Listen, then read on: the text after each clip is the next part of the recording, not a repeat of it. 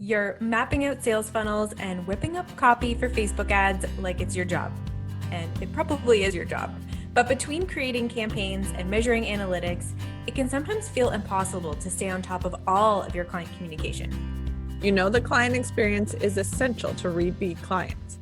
But hell, if you know how to nurture those long-term relationships, that's where we step in. In this episode, we're going to give you the exact formula we use to onboard clients from small agencies to large. You don't want to miss this. Let's get started. Welcome to the Happy Clients Podcast, brought to you by Dot & Company. Whether you're a virtual assistant, an agency owner, or a client-facing account manager, we all deal with clients. Lucky for you, client management is what we do best. Now, let's dig in, chat cam life, and have some fun along the way. Here's to Happy Clients. Onboarding is such a great way to make a really cool impression and get to know your clients. Onboarding is definitely twofold. It can be a little bit stressful. There's a lot of information you need right up front, but it's also such a great way to really prove yourself and get to know those clients. Yeah, and I find clients are so excited at this part of the journey because they've had the sales call, they're talking about their business, they see what's possible. So then when you step in as the client account manager and you are taking over that relationship, it's a time when everyone's just really excited. The agency's excited to have a new client, the client is excited to get some results, and then you get to really shine and show them what you've got. So I agree, it's my favorite. Yeah, you're so right, because people will come in and just be so interested. You know, they heard the testimonials, they know the agency is great. So they're just so interested in getting everything done and moving forward. And yeah, you're right. They're just so excited. So it's a really great time to be client facing because they're pumped. So one of the things digital marketing agencies always ask us is, how do you onboard clients without a hiccup? Well, it's a great question and something that we get all the time. We've onboarded more clients than we can count, like probably hundreds. So we've tried and tested and retested our process, so it's just right. And now we're sharing it with you. But this is especially important. One client of ours comes to mind where they're so niched that the process is the same over and over. So it's really exciting to even improve on that process, because just with every welcome call, it's like the opportunity to be more efficient and be more conversational and really build that relationship while you get all this information.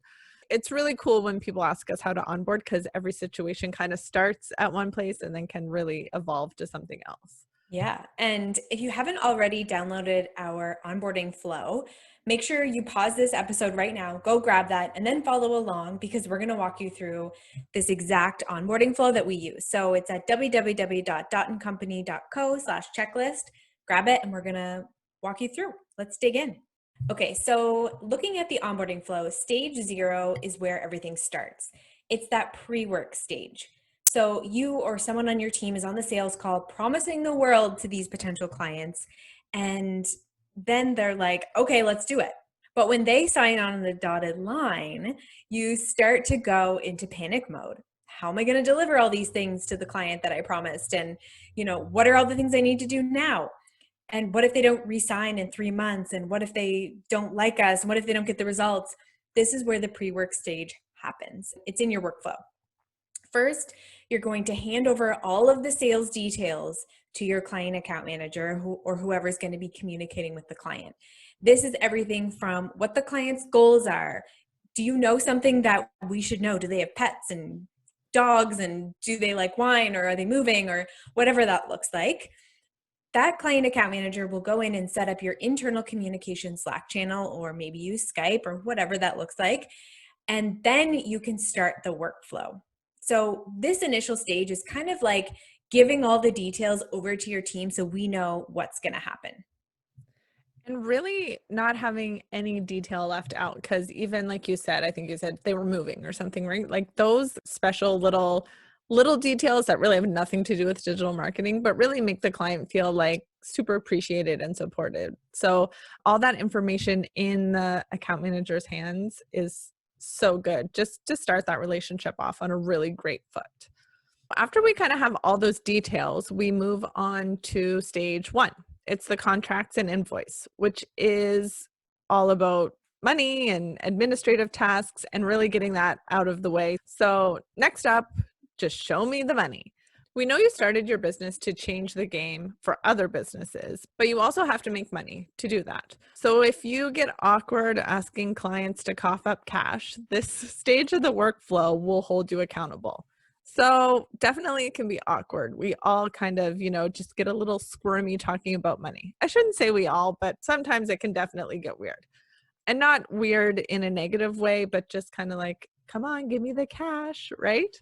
So if you need to kind of get it all laid out and super organized so it's less awkward and weird, you can do it with our workflow and this stage 1 contracts and invoice, right? So from sending your contracts to invoices to making sure they've actually been paid before you move on to the next stage, we can always check those off our lists, and it's super important so we can kind of get the ball rolling. And it's good to hold that accountability on the client as well. Yeah. And I think it's really important to have this stage almost like the gate to the next stage. Like if you think of it like that, you cannot go on to the onboarding until these are taken care of. So then you know that you can't start this next stage until the client's paid, or your team knows, whoever's taking care of that. So stage 2 is where the actual onboarding starts. And this is the fun part. So they've paid and you're officially in business. This is the stage when you onboard your client from the technical side. So think sending intro emails and sending the client briefing documents, setting up the Google Drive folders, and even old-fashioned snail mail. We actually send handwritten cards to a lot of our clients. They love it. And it's just this nice kind of stage. And if you have it in your checklist, you'll make sure that it gets done or someone else is held accountable. Yeah, totally. And I think something to bring up when you're doing this onboarding, like, yeah, it's very client and account manager heavy, but the account manager is also going to want to touch base internally. What does the media buyer need? What assets are available? Do we have business manager, or what are we working with here? So just to make sure that this list is full of everything that's needed. So when you actually do get to check it off and move on to the next phase, that you actually have all your ducks in a row. So next up is stage 3, which is the kickoff call. And Taylor, you know me, I love a kickoff call. Not only is this like such a great opportunity to meet the client, but also to like rep your agency and really showboat around a little. Like, we're the best in the league, we know what we're doing. So it's just such a great sort of starter, because like you said, they're excited, we're excited to have them on. It's such a good vibe on both sides. So we're letting you in on a little secret. The kickoff call is more important than a kickoff call. It's an opportunity to get to know your client like a BFF. I've always had this sort of, I don't know, thing about me that like, yeah, I need people to like me. So it's such a great way for people to not only like me, but trust me, working on their account, and also that I'm an expert in the field. I know what I'm talking about. I know the strategy, and you're in good hands, right? We want to talk all that sort of digital marketing stuff, but then we also really want to get to know the client, and the kickoff call is a great way to do that.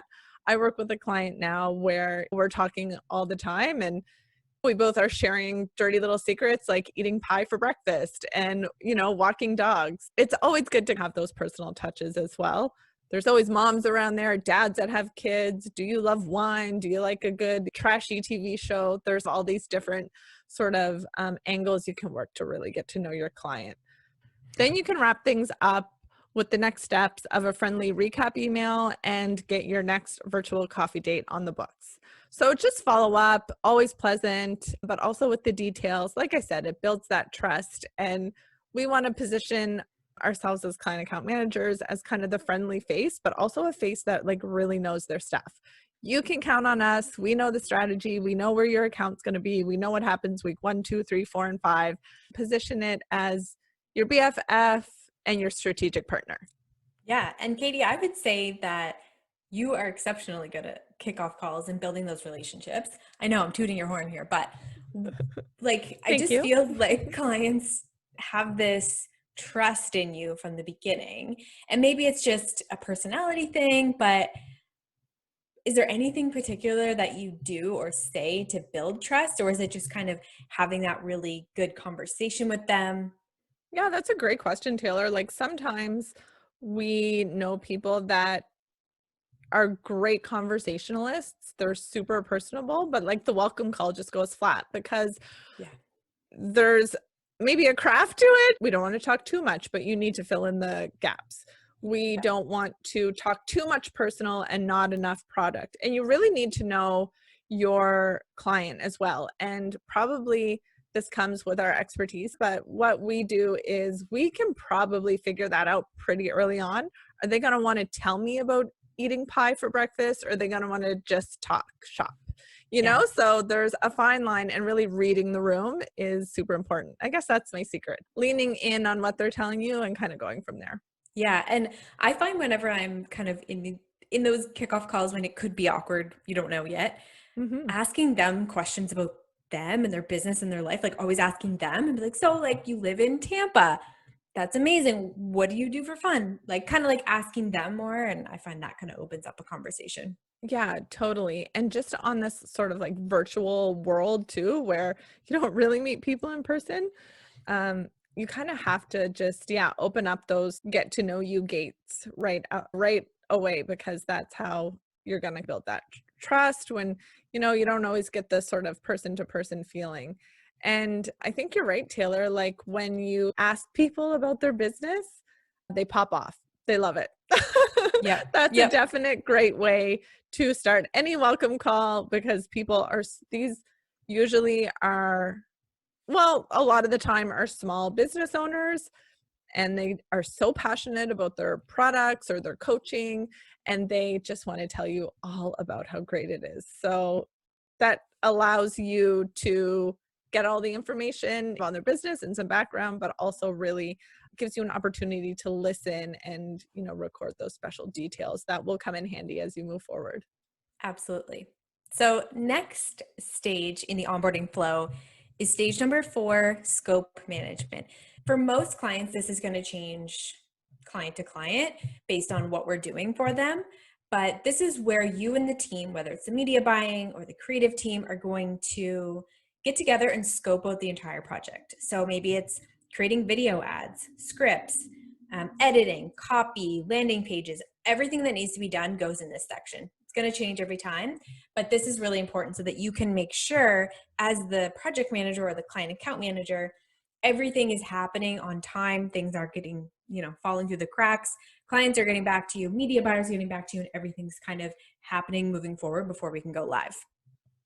Yeah, totally. This is where your project management skills really come into place, and make sure that the team's on track. People are working around the world often. They're in different countries. They're definitely in different states, international as well. Just kind of getting it to a place where the client's super informed about what's going on, what's happening and when it's happening, and also the internal team, right? It does become a lot in your hands and a lot out of your hands all at the same time. But the scope management is actually such an important piece, just because we know that too much time can maybe not be well received all the time. Yeah, exactly. Yeah. So stage 5 is, I guess, I know I said the kickoff call was good, but ongoing management is also a really cool phase, because things are done, ads are live, results are being produced, and clients are usually pretty happy at this point. We're launched, the kind of hard part's over, so they say, but just we have everything we need. It's not back and forth. It's now all the good news, right? We've launched. Here are early results. Here's what's happening. This is what we're working on. So client management doesn't stop after the kickoff call. There's always ongoing management for both the project and your client. You don't just like launch ads and like forget about them. Of course, nobody does that, right?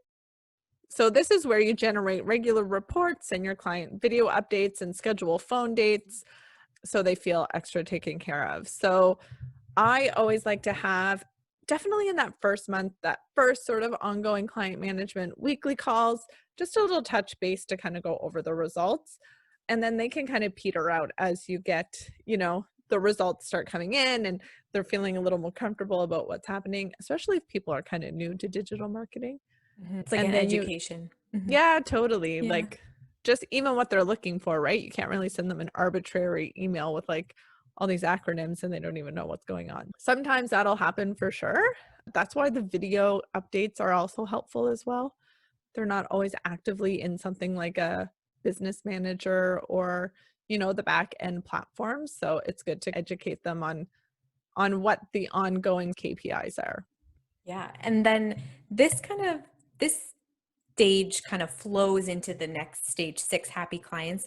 The happy clients section of the onboarding flow is really just a reminder for you to keep your clients happy, because happy clients aren't just informed of the results and things that are going on, they're spoiled. So there's thoughtful touches that you can be sending clients, like a happiness survey. We have this in our business and we plug and play into the agencies that we work with, but just a survey asking them how happy they are. This not only reassures the client that what we're doing is satisfactory to them, but they feel taken care of. And then it opens up the question for testimonials or case studies. And it's just easier because if they're happy, then they're more likely to say good things about you. Agency owners love a testimonial. They want you to get a testimonial ASAP. And the happier they are, you really have to kind of go when they're happy. So when things are kind of going in the right direction, up, and up, that's when you want to really go for the testimonial, because the client's super happy. And then, send them something special. Thanks for doing that. Here's a Starbucks gift card. It's those sort of special touches that really make people, it makes agencies stand out and also makes people feel special, right? Taken care of. Yeah, exactly. Like a Starbucks gift card every once in a while, because you can't take them for a real coffee date. Things like that just go a long way. So with all of that said, now you know what you need to do. Make sure you have that checklist, dotandcompany.co/checklist. Implement that into your business and just use this as a tool to scale, but also not forgetting all these little details that make a huge difference. So thank you so much for listening in to another episode of the Happy Clients Podcast. If you enjoyed this or got any kind of wisdom from it, please share with your friends. Until next time, cheers to happy clients.